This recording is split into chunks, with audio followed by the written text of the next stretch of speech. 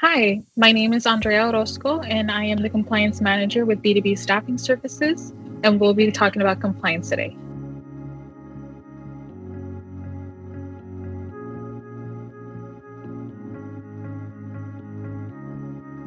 For compliance, the process would essentially be to collect your information, your documentation, and your medical records to meet the needs and requirements that the facility or hospital requires. So that would mean to complete new hire paperwork. In addition to our HR compliance information requirements, you would have to complete modules, submit medical information such as your TB, MMR, hepatitis B, amongst others. And some of them do have to be within certain restrictions or dates and timeframes. After that, we do have to follow deadlines that the facility requires, and then we would have to go down the line of the onboarding process. Modules are essentially set up by the facilities themselves.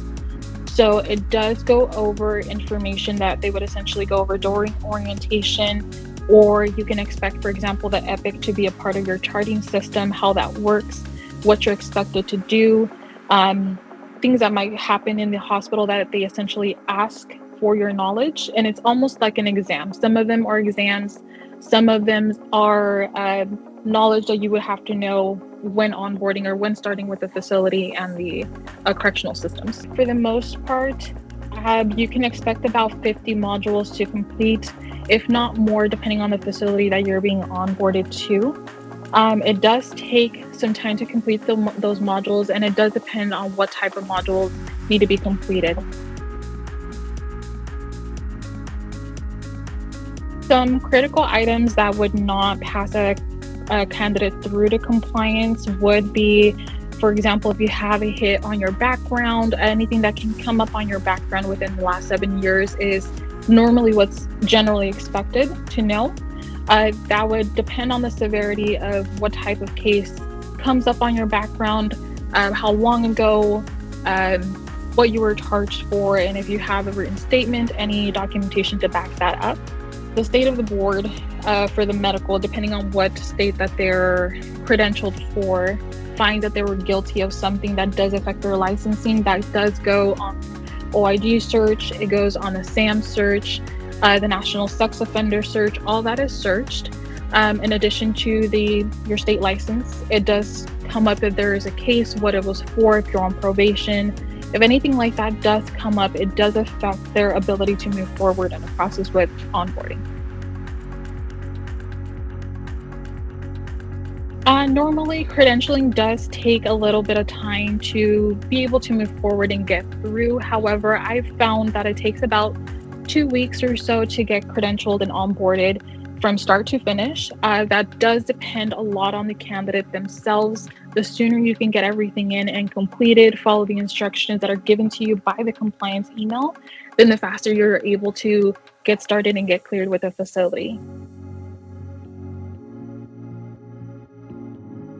It's very crucial to keep in communication with the compliance department because anything can change within a few hours to the next day, from one day to another.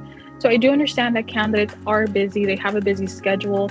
However, sometimes something can come up in the compliance department with your file that can essentially take a turn for the onboarding process, whether that is to no longer do some of those requirements that are no longer needed or that more is needed. So it is very crucial and very important to stay in communication with your compliance representative as they essentially communicate to you what's needed so that you can move forward in the onboarding process and be able to get cleared much quicker.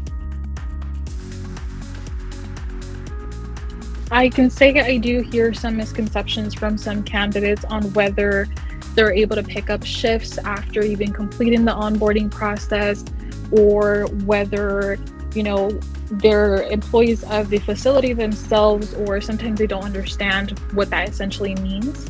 So I do want to say that most of the time, candidates are a little confused as to who to turn to. And I would say the best person to always go back to is your recruiter. They can always essentially take you back to the correct person that needs to see or hear their questions or concerns. I would definitely always communicate with the recruiter. They will always turn you to compliance if you need to talk to compliance or HR, or if it has something to do with the facility, they will take care of that themselves with you. Well, thank you for your time. And this would be the end of the compliance onboarding process. If you have any questions, feel free to give us a call or reach out to us at b2bstaffingservices.com. Thank you.